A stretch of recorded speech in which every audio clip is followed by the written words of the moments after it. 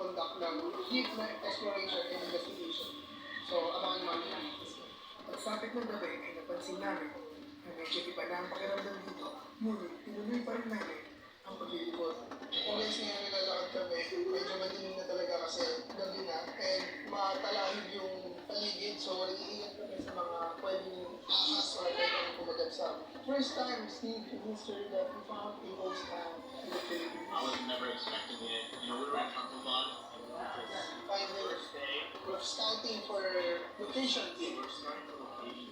What we found is a ghost town. Inmate na. At habang lumalalim ang gabi, ay mas nag-iba ng pakiramdam sa paligid. At nagulat na lang kami nung sinamahan kami ng anak ng pamilya dito.